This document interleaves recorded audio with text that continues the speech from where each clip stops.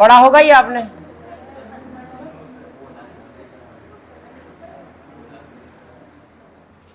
Mole fraction,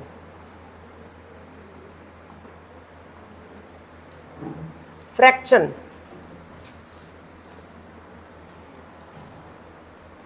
billion में विलेय के मोल,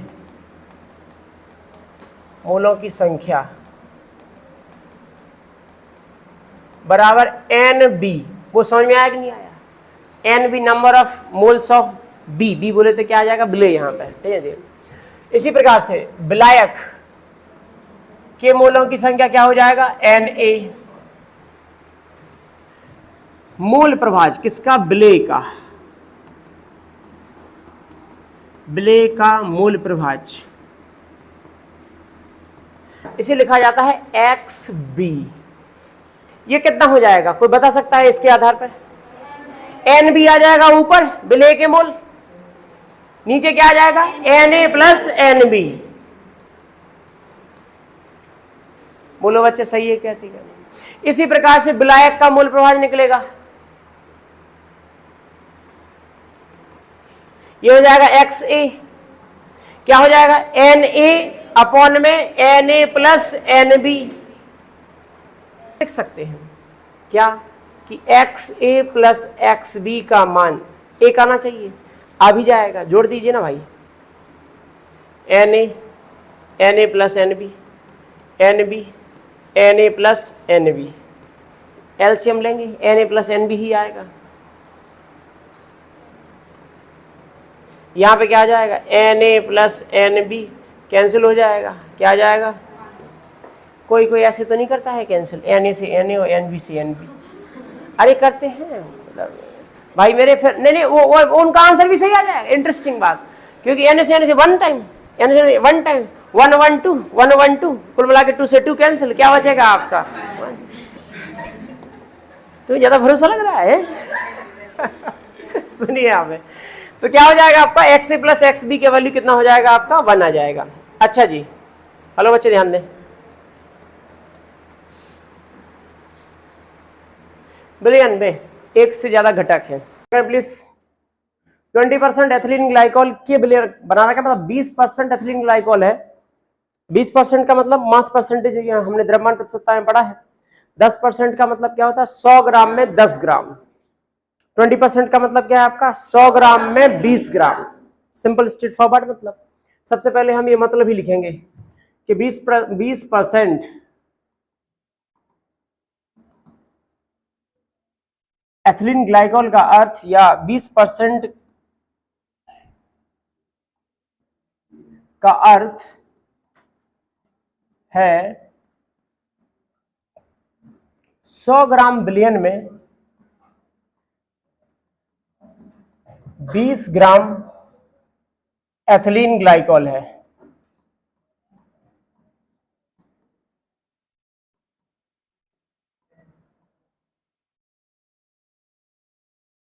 सौ ग्राम में 20 ग्राम, यहां तक कहानी क्लियर है।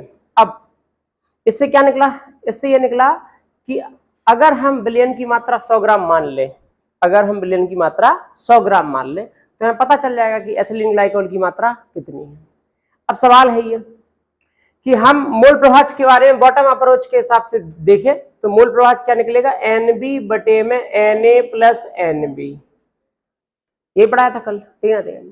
मोल प्रभाज, मोल मोल निकलेगा पहले, मोल का काउंट पहले निकालना पड़ेगा। ये मात्रा नहीं है, ये मात्रा नहीं है। फिर सोचो कि यहाँ पे 20 रख दो, 20 और 80 ऐसा कुछ करके रख दो, ठीक है? ये है मोल। मोल अपने आप में कैलकुलेशन क्या था आपका? मोल का, मोल का ये था कि द्रव्यमान बटे में मोलर मास, W बटे में mm। सही है इतनी कहानी? अब W हमें पता चल गया यहां से 20 ग्राम का, कि भाई अगर 100 ग्राम हम टोटल मान के चले तो 20 पता चल जाएगा। mm तो सबके पता चल जाएंगे, ठीक है? mm तो फॉर्मूले से निकलना है, तो mm इसका भी जोड़ लेंगे।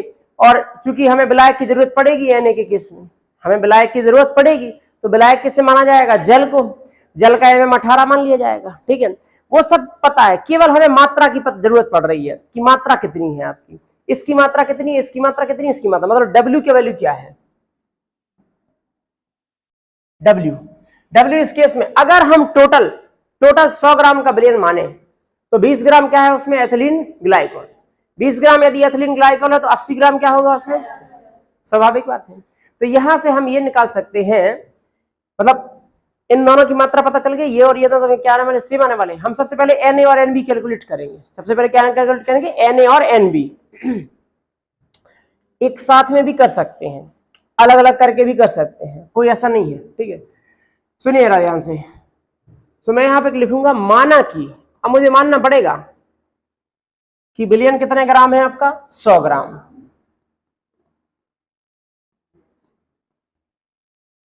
विलयन का द्रव्यमान ये कितना है आपका, 100 ग्राम। इस केस में एथिलीन ग्लाइकोल बोले तो क्या है आपका, विलेय। तब एथिलीन ग्लाइकोल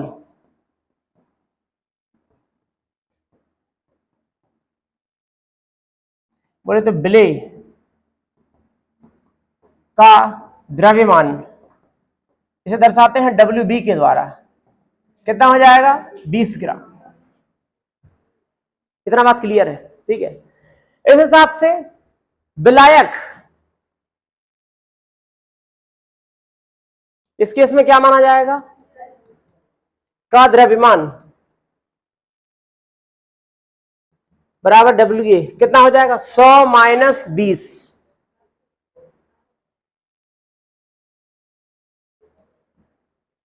इतना बात सही है क्या, करें। WA पता चल गया, WB पता चल गया। मेरे पास यहाँ स्टिल मेरे पास दो रास्ते हैं।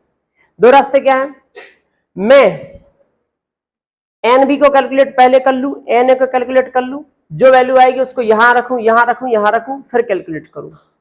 इसमें एक चीज का मैटर फंसेगा, क्या फंसेगा, NB का जब मैं कैलकुलेट कर रहा हूँ तो भी मुझे भाग देना पड़ेगा, बात सही नहीं करनी, मुझे इसके केस में भी भाग देना पड़ेगा, बात सही नहीं करनी।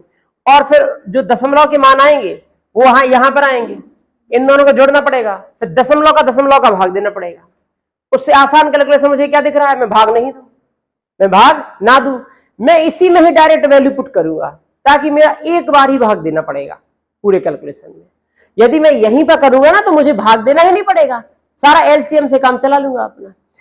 जैसे कि देखिए यहां पे ये जो है, तब ग्लाइकोल या एथिलीन ग्लाइकोल का मूल प्रभाव हम जानते हैं, लिखिएगा थोड़ा सा, हम जानते हैं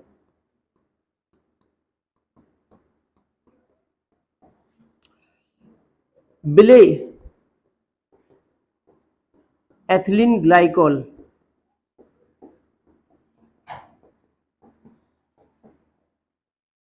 का मोल प्रभाज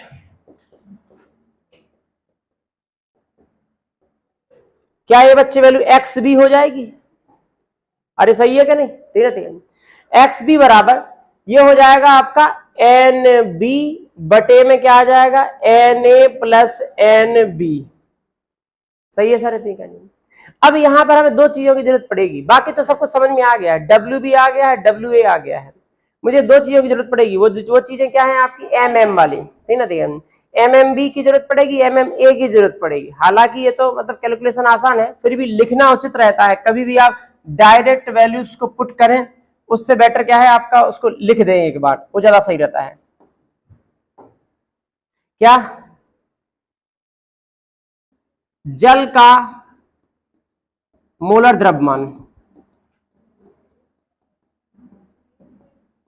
अगर देखो हम तो सीधा सीधा कहते हैं, अच्छा लगे चाहे बुरा,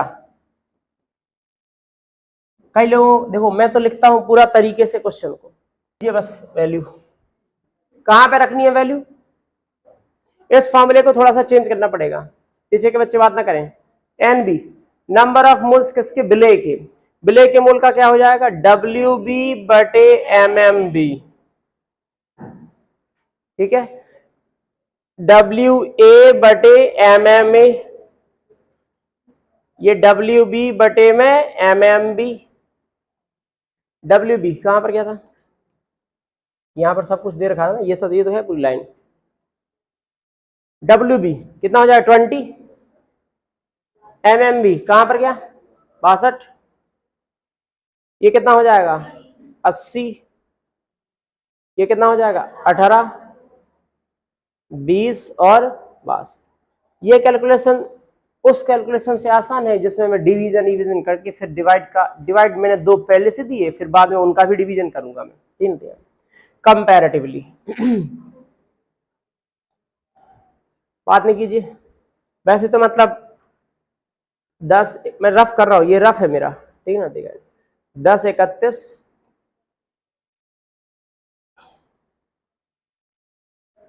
सही है ना सर, ठीक ना, ठीक है।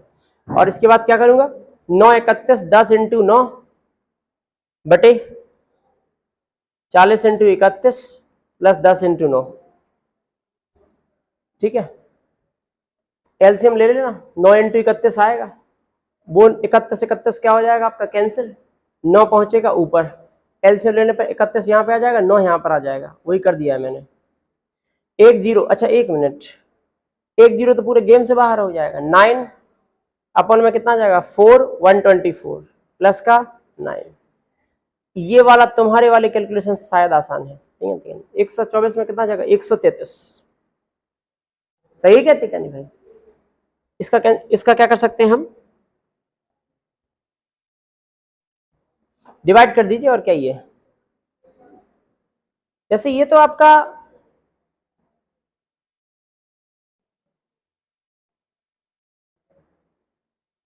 तीन से कैंसिलेशन में जा रहा है, नहीं जा रहा है, 7 है ना। अच्छा एक काम करते हैं ना, बहुत आसान, 32 बना दीजिए इसको, क्या दिक्कत है। अरे मैंने क्या कहा था, मैंने आपको बताया था ना अप्रोक्सीमेशन के बारे में। अप्रोक्सीमेशन के बारे में क्या बताया था, यही बताया था कि आपके माइन्यूट से चेंजेस की वजह से आंसर पे चेंज नहीं पड़ेगा। अब 3 से कैंसिल हो जाएगा ना जी, 7 हो रहा था टोटल, अब 6 हो जाएगा, कैंसिलेशन 3 44, ठीक है, ठीक है। 44 का डिवाइड कर दीजिए 3 में, तो 3 में डिवाइड करने के लिए क्या कर दीजिए, इसको 300 बना दीजिए, 100 नीचे ले आएंगे, 300 में डिवाइड कर दीजिए, और 300 का भी क्या कर दीजिए 150 बनाइए, 150 में कितने का करिए 22 का, 75 में 11 का, बात सही ना, ठीक है। सो इस डिवीजन को कर दीजिए, कितना हो जाएगा 11, 6 बार चला जाएगा, ठीक है, ठीक है। कितना हो जाएगा 66, कितना बचेगा ये आपका 9 0 8 बार, ठीक है, ठीक है। और ये कितना है 68 बटे में कितना आ जाएगा आपका 100 0.68, 0.20 आ रहा है क्या, अरे वो 67 तो ठीक है, यहां पर एक और जीरो यहां पर कहां पे आ रहा, अच्छा अच्छा 1 मिनट, हल्ला नहीं, शांत रहिए, ये तो ठीक है 6.8 आ जाएगा, यहां पर आया था आपका 9132, ये 3 से डिवाइड मतलब आपका इससे 3 से डिवाइड कर दिया 3 बार, ये कितना हो जाएगा 4 और 4 44 सही था, ठीक है, ठीक है। फिर मैंने क्या किया 3/44 था, इसको 100/100 किया, ठीक है, तो यहां पर मैंने इसको कैंसिल कर दिया आपका 4 से ये कैंसिल हो जाएगा 75 बार, 75 दूना 150 दूना 300, ठीक है, ठीक है। तो फिर ये कितना हो जाएगा 4 से 11 बार, 11 का डिवाइड किया आपका किसमें 75 में, अच्छा 100 है ना, ठीक है, ठीक है, ठीक है, तो 0.068, मैं वहां पे गलती कर रहा हूं।